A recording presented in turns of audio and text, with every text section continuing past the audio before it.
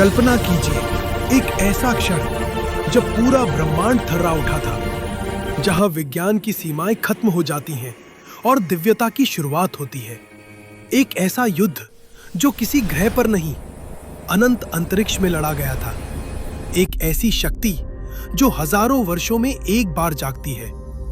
आज हम आपको ले चलेंगे उस घटना की ओर जिसने देवताओं को भी स्तब्ध कर दिया, त्रिपुरासुर का ब्रह्मांडीय अंत।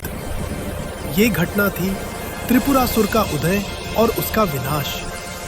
कहती है कि 3 असुर, तर्काक्ष, विद्युन्माली और कमलाक्ष, लंबे तप के बाद ब्रह्मा से वरदान प्राप्त करते हैं। इनके लिए बनाए जाते हैं 3 अद्भुत नगर, सुवर्ण, रजत और लौ से निर्मित उड़ते हुए त्रिपुर। ये नगर सामान्य नगर नहीं थे। इनकी कक्षाएं, उनकी गति और उनका अंतरिक्षीय अस्तित्व देवताओं के लिए भी रहस्य थे। समय के साथ त्रिपुर के राजा अत्याचारी बन गए। उनके नगर आकाश में ऐसे विचरते कि उनका विनाश करना लगभग असंभव था।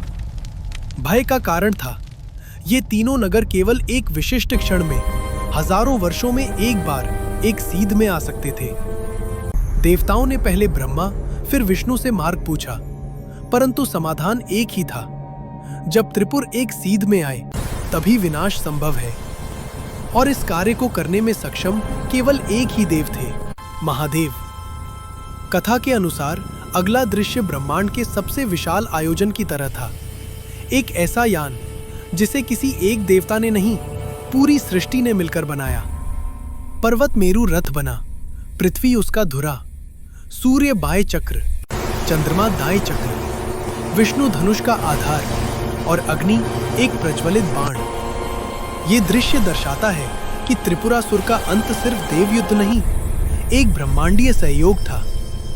समय बीतता गया, युग बदले, और आखिर वह क्षण आ पहुंचा जिसकी प्रतीक्षा हजारों वर्षों से थी। तीनों त्रिपुर, स्वर्ण, रजत और लौह एक ही सीध में आ गए। कथाओं में कहा गया है, उस क्षण पूरे ब्रह्मांड में एक विचित्र निस्तब्धता फैल गई थी, मानो सृष्टि स्वयं श्वास रोककर अगले पल की प्रतीक्षा कर रही है। महादेव ने धनुष पर अग्निबाण चढ़ाया। विष्णु धनुष का अंग बने हुए थे और अग्नि स्वयं बाण में स्थित। जैसे ही शिव ने लक्ष्य साधा, दिशाएं स्थिर हो गईं।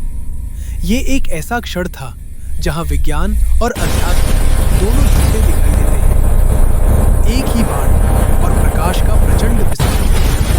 त्रिपुर, तीनों नगर भस्म। यही था वह क्षण जब ब्रह्मांड ने खुद महादेव को पुकारा और त्रिपुर का अंत हुआ। अगर ये